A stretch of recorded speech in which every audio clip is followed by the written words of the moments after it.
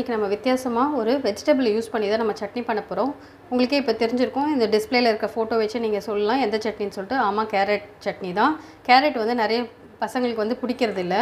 ஒரு சில பசங்களுக்கு கேரட் வெறுமனே கொடுத்தாலும் நம்மளை நல்லா சாப்பிட்ருவாங்க. ஒரு சில பசங்க அதை சாப்பிட்றதே இல்லை. ஸோ இப்போ இந்த மாதிரி நேரத்தில் வந்து அவங்களுக்கு வித்தியாசமாக ஒரு கேரட் சட்னி பண்ணி கொடுக்கும்போது அவங்களுக்கு நம்ம எந்த இதில் சட்னி பண்ணுன்றதே தெரியாது. அவங்களுக்கு இந்த மாதிரி வித்தியாசமான சுவையோடு செய்யும் போது அவங்களுக்கு வந்து எந்த சட்னி எதில் பண்ணுன்றதே அந்த சட்னி அவங்களால கண்டுபிடிக்க முடியாது. ஸோ அப்போ அந்த மாதிரி நம்ம அவங்களுக்கு அட்ராக்டிவாக பண்ணிவிட்டு நம்ம கலர்ஸ் வந்து அட்ராக்டிவாக இருக்கும்போது கண்டிப்பாக அவங்க விரும்பி சாப்பிடுவாங்க.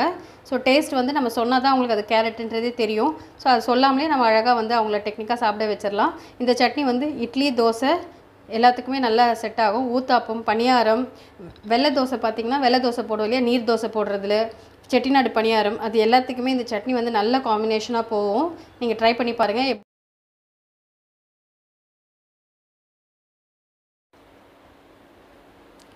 ஒரு 2 கேரட் எடுத்து இந்த மாதிரி பெரிய பெரிய துருவலாக எடுத்து வச்சுருக்கேன். துருவியாக எடுத்துக்கலாம், இல்லை நம்ம கட் பண்ணியும் எடுத்துக்கலாம். கூடவே 1 இன்ச் அளவுக்கு இஞ்சி எடுத்து இந்த மாதிரி பொடியாக கட் பண்ணி வச்சுருக்கேன். புளி வந்து இதுக்கு தேவையான அளவுக்கு புளி, ஏன்னா கேரட்டில் வந்து தித்திப்பு அதிகமாக இருக்கும், அதனால் கொஞ்சம் புளி சேர்த்தோன்னா கொஞ்சம் பேலன்ஸ் ஆகும். ஒரு 3 பூண்டு டைஜஷனுக்காக.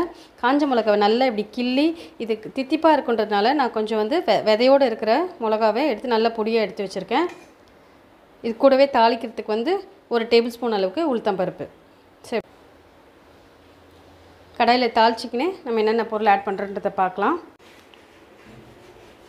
ஒரு பேன் எடுத்து ஒரு டேபிள் ஸ்பூன் அளவுக்கு எண்ணெய் ஆட் பண்ணியிருக்கேன்.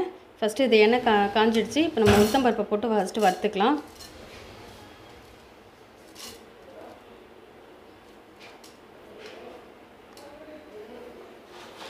உளுத்தம்பருப்பு வதங்கினோடனே நம்ம இந்த காஞ்ச மிளகாவை இதை ஆட் பண்ணிக்கலாம். இதில்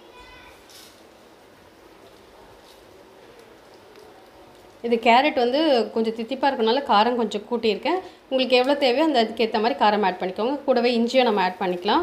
இந்த புளி எடுத்து வச்சுருக்க புளியும் வந்து எண்ணெயில் நல்லா இந்த டஸ்ட்டு எதுவும் இல்லாமல் பிரித்து எடுத்து வச்சுக்கோங்க. இதையும் ஆட் பண்ணிக்கலாம். நம்ம இது ஒரு 2 வதக்கில் வதக்கின உடனே, காஞ்ச மிளகாய் ரொம்ப நேரம் ஃப்ரை ஆகணும். 2 வதக்கில் வதக்கின உடனே நம்ம கேரட் ஆட் பண்ணிடலாம்.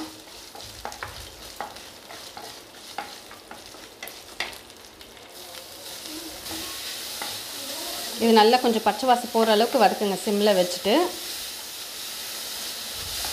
இது கூடவே பூண்டும் ஆட் பண்ணிக்கிறேன்.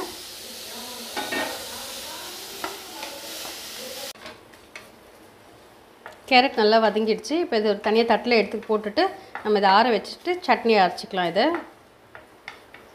இதுக்கு தேவையான அளவுக்கு உப்பு இதிலே போட்டாலும் சரி, நம்ம அரைக்கும் போது போட்டாலும் ஓகே. ஸோ இப்போ இது வந்து சட்னி நம்ம அரைச்சி எடுத்துன்னு வந்தாச்சு. மேலே வந்து தாளித்து கொட்டுறதுக்காக நல்லெண்ணெய் விட்டு கடுகு, உளுத்தப்பருப்பு, கருவேப்பிலை, ஒரே ஒரு காஞ்ச மிளகாய் போட்டு தாளித்து எடுத்துருக்கேன். ஸோ இப்போ நம்மளோட சட்னி ரெடி ஆகிடுச்சு.